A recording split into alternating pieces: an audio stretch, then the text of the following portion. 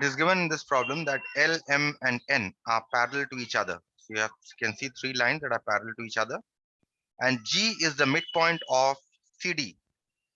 Okay, that means CG must be equal to GD. Okay, I have marked that in the figure. That was not given. I have marked CG is equal to GD. So you have given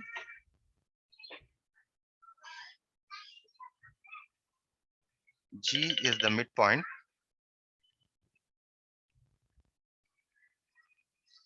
of CD. Okay.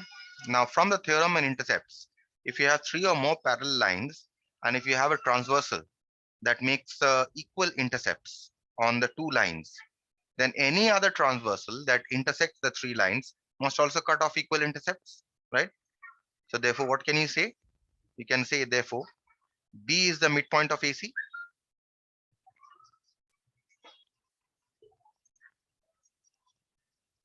right? And what else can you say? E is the midpoint of DF.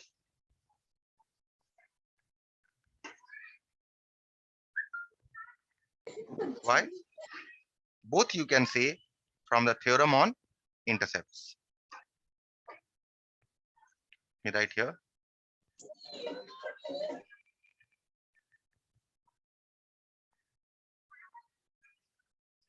You can say both by the theorem on intercepts. Okay, fine. Now, once we know that B, G, and E are midpoints of each of the lines AC, CD, and EF, now what do we have to calculate? If you see the question here, it says calculate BG if AD is equal to 6 centimeters. So this is given to you as 6 centimeters. So that means if you consider triangle ACD,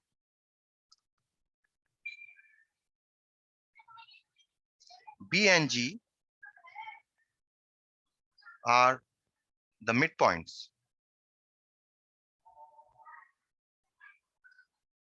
of the sides AC and CD respectively, right? So therefore, what can you say? Therefore, you can say BG is parallel to AD, which is already given, right? And what else can you say? BG is equal to half of AD. This is by midpoint theorem,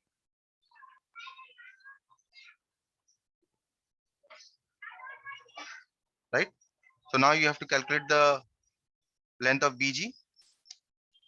Therefore, BG is equal to half. How much is the length of AD given? 6 centimeters, which is equal to 3 centimeters, right? So that finishes the first part of the problem. Okay. How about the second part? Calculate the length of CF if GE is equal to 2.3. Now you have to apply midpoint theorem in which triangle?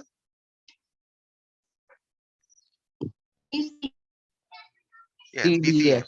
or CDF or DCF. Okay. Then G and E are the midpoints of sides CD and DF respectively.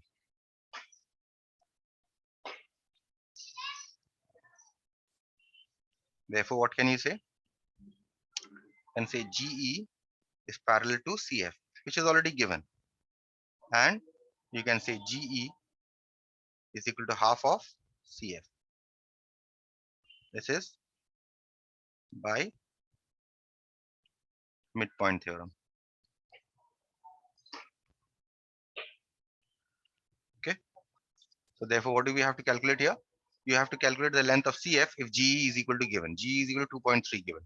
So we have GE is equal to half of CF.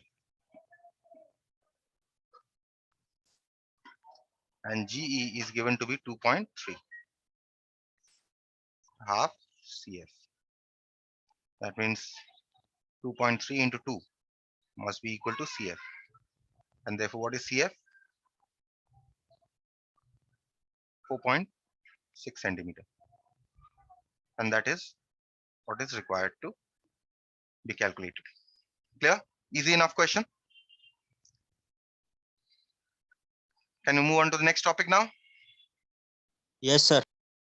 Mensuration of cubes and cuboids. Okay, now in cubes and cuboids, I have not done cubes and cuboids in class 8, if I remember. I have not done. So let's see what is for cuboids, the formula first. Okay, what does the cuboid look like?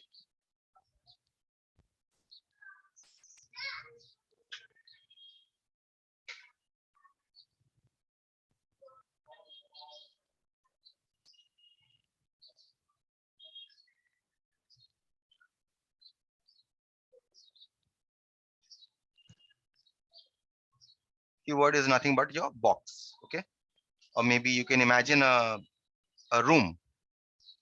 The room in which you stay is in the shape of a cuboid. Okay, and what does the room have? A room has a length, it has a breadth, and it has a height, right? Then the volume of this cuboid is equal to length into breadth into height. Okay, this is the volume. Now the now the formula is that of lateral surface area or area of four walls. Lateral surface area, the room in which you are staying, it has four walls, right? That is called the lateral surface area of the walls. Lateral surface area or area of four walls.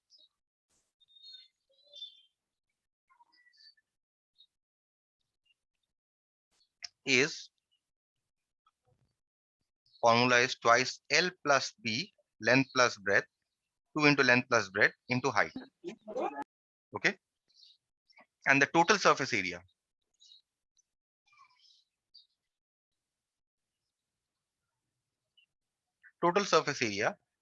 of a cuboid, that is including the ceiling of your wall of your room. You have four walls and you have floor and you have a ceiling. So if you include the area of the floor and the ceiling, you can calculate the area of the entire cuboid by twice L into B plus B into H plus L into H. Okay. Now there's one more result which is called length of the diagonal. Length of the diagonal. Now what do you mean by diagonal in case of a cuboid? Okay, if you join any two non-adjacent vertices, this forms your diagonal. Okay, if this is of length D, then the length of the diagonal D is equal to square root of L square plus B square plus H square. Okay, you can join even these two. There can be many diagonals possible, but the length will remain the same. Okay, so remember any two non-adjacent vertices. Now my question to you is, what do you mean by adjacent vertices? Can you tell me what do you mean by adjacent vertices? When are two vertices said to be adjacent? So when they are next to each other. What do you mean by next to each other?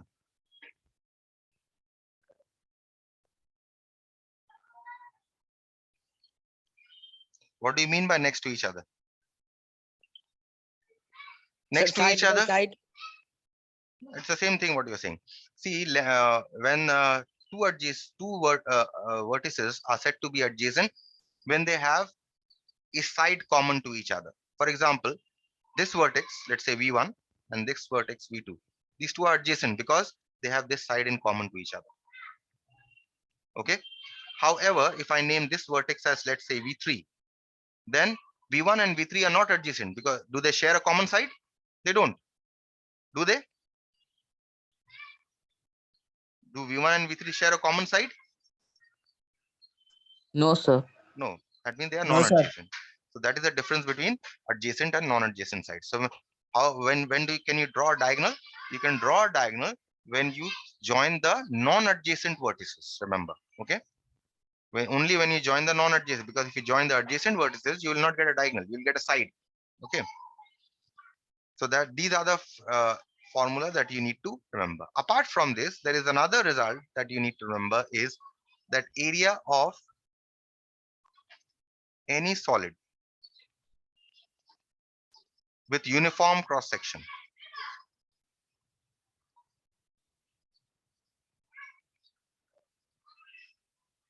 What do you mean by cross section?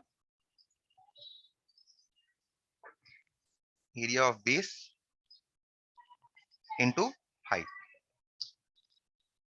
Okay. Now, what do you mean by cross section? Suppose if you are looking at this cuboid from the top. Suppose you are looking at this cuboid from the top. Right? What do you see? You see this rectangle, right? Don't you? You only see the rectangle if you view it from the top. Then this rectangle is called the cross section. And if you see this rectangle going downwards, the size of the rectangle will not change. Length will remain the same, breadth will remain the same. If you are going to lower the rectangle, the length and breadth are going to remain the same. So that is why this cuboid has a uniform cross section. Let us say in case of a right circular cylinder, does it have a uniform cross section? Your tin can, Coca-Cola tin cans. It is a form of a right circular cylinder. If you are viewing this from the top,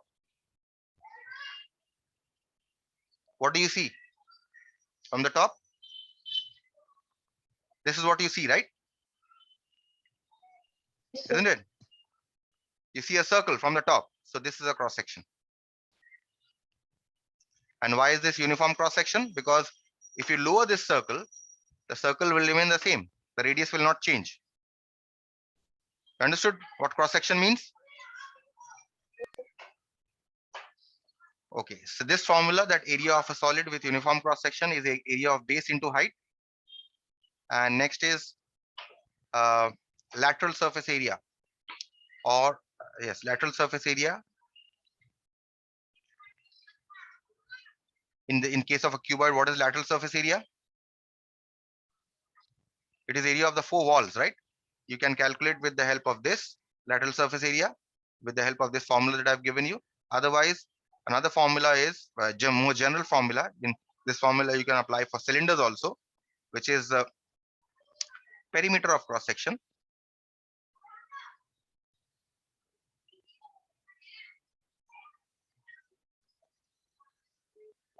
into height. Okay, let us see this. What do you mean by lateral surface area of a right circular cylinder? Can you tell me what do you mean by the lateral surface area of a cylinder? Anyone?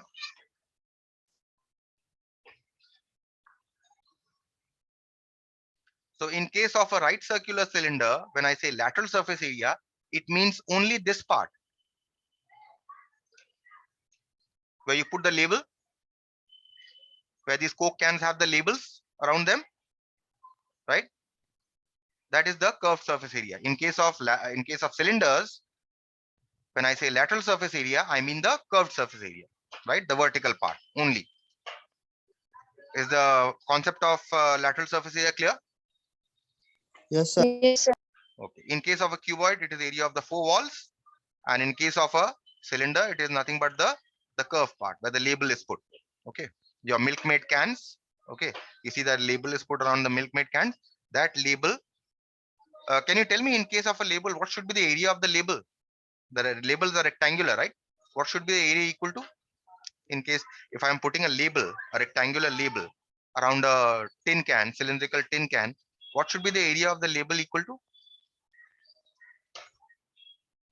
What should be the area of the curved part of the Yes, exactly. If I'm putting a label around the curved part of the tin can, around the Milkmaid can, if I'm putting a label, that means the area of the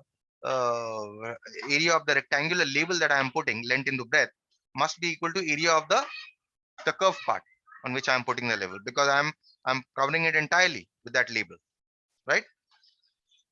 So that is what you need to know about cuboids. For cubes, what is a cube? Cube is nothing but a special kind of a cuboid in which length and breadth and height are all equal. How do you visualize a cube? You have played Ludo, actual Ludo, not the virtual one. You have seen a dice in a Ludo? Yes, sir. Yes, sir. Yes. You can visualize a cube in that, in the form of that dice. The length, breadth, and height are all equal. So if I call the length as A, the breadth will also be A, and the height is also going to be A. In this case, volume of a cube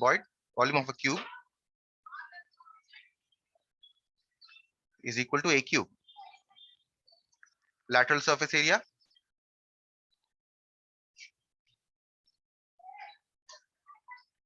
or area of four walls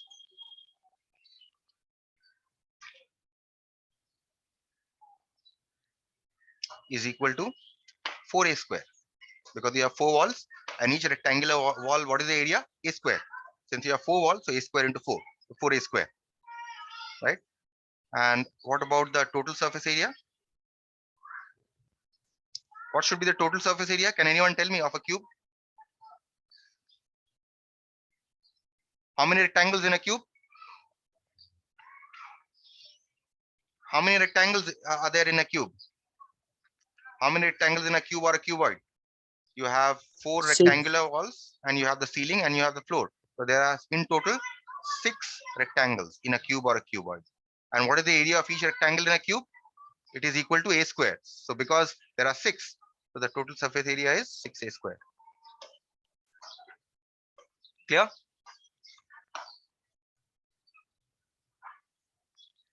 Length of the diagonal.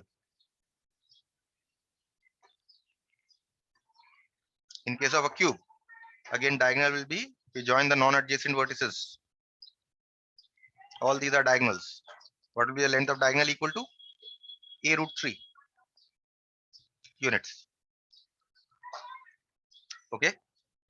So these are the results that you must remember in order to work out problems. So let's start with the first problem from cubes and cuboids.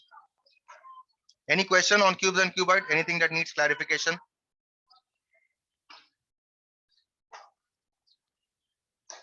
Nothing? Sir, can you please explain the Which part? Tell me. length of diagonals of cube?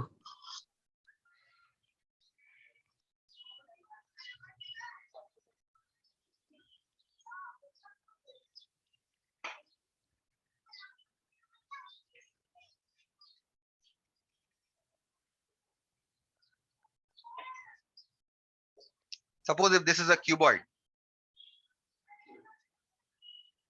what is the length of diagonal of this cuboid? Right? This is the formula. Now, if all length is equal to A and breadth is also equal to A and height is also equal to A, then what will be the length of the diagonal?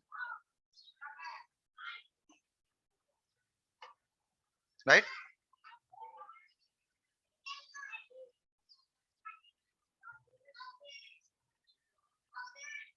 Now is it clear? Yes, sir. Okay.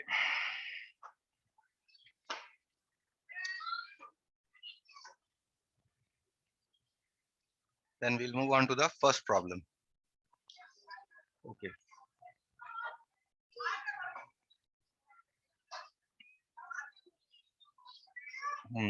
Okay, let's start with an easy problem.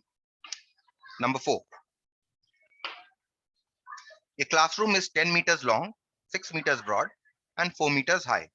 How many students can it accommodate if one student needs 1.5 meters square of floor area? Okay, this is the first part of the question. So the room is in the form of a cuboid.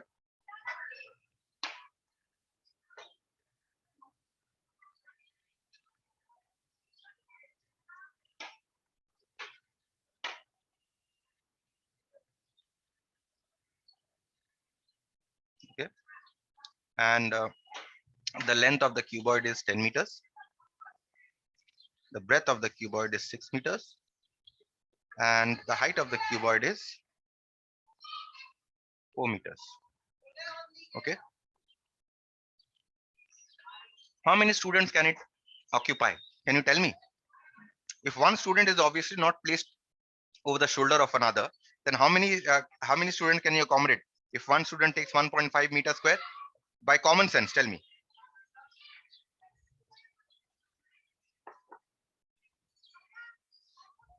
Students will stand on the floor, isn't it? Students will stand over here, isn't it? Yes, Yes. right or wrong? So what is the floor area here? Floor area, So 6 meters square. 10 into 6, right? Length into breadth, 60 meters Yes, square. sir. So if each student stands on the floor, and I'm assuming that I'm not, you're not made to stand one on top of the other. So, Students. yes, so 60 meters square is the area of the floor, and one student occupies 1.5 meters square. Therefore, number of students that can be accommodated, 60 meters square by 1.5. 1.5.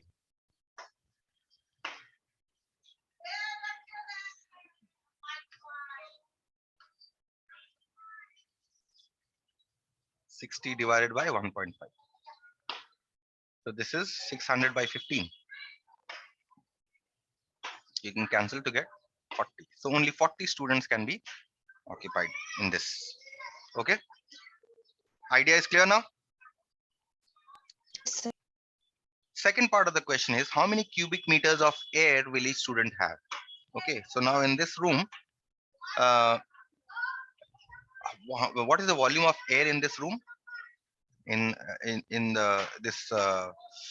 this classroom, length into breadth into height, volume of the cuboid will be equal to volume of air in the room, right? Volume of air, 40. yes, in the classroom is equal to volume of the cuboid, which is equal to length 10 into breadth 6 into height 4. Okay.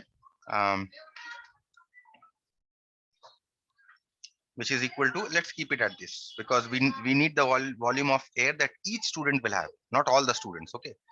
This is the volume of air that is in the room, meter cube. Okay. And how many students are there in the room?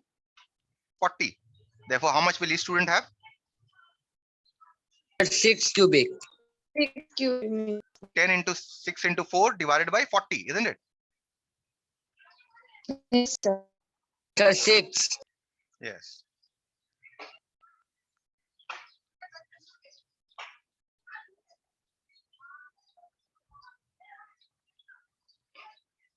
Ten into 6 into 4 divided by 40 students. So each student will have 6 meter cube of air for himself or herself. Okay. Now, if someone breathes more air, that is a different thing altogether. But each student will have definitely on an average 6 meter cube. Okay. Okay. Can you proceed to the next one then? 5A and 5B, I would like to discuss. I don't have ready notes on this, so you can take notes from here only.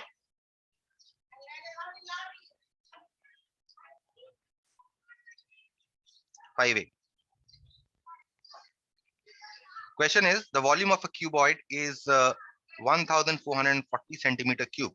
Its height is 10 centimeter and cross section is a square. Find the side of the square. Cross section is a square.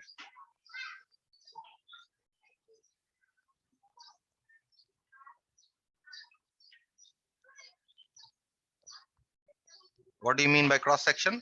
Again, if you are viewing the cuboid from the top, you'll get this rectangle, right? This is one cross section. Suppose if you are viewing sideways from here, right? Then what are you viewing? You are viewing this one. This is your cross section, right? So the cross section is a square. That means either you take this to be a square of side A, or you can take the other one also to be a square of side E. So the cross section is a square. So I hope I have made myself clear about the cross section, or any question you have on cross section. No, sir. No question. Okay. So if I take the each side of the cross section to be A, the height is given to be 10. So this height is given to be 10 centimeters, right? Question is find each side of the square. So let each side of the square cross section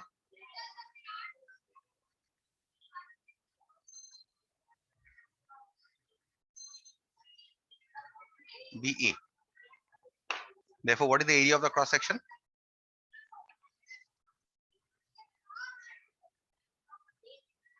Area of cross section is A square, right? Therefore, what should be the volume of the cuboid?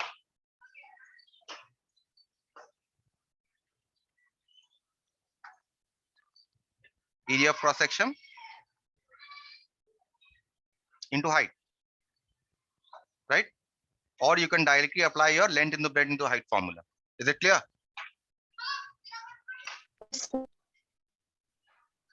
10 A square. Or if you want, you can calculate the volume of the cuboid by L into B into H. Length and breadth both are equal to A, and height is equal to 10. So in both the cases, you are getting 10 A square. Now you understand the application of this formula, area of cross section into height. Yes, sir. Yes. Now, according to the problem, you have 10 A square, the volume is given to be 1440. So that means A square is equal to 1440 divided by 10. That means A square is equal to 144. That means A must be equal to square root of 140, which is equal to 12 centimeters. So that was the question. Find each side of the square. What is the each side of the square? 12 centimeters.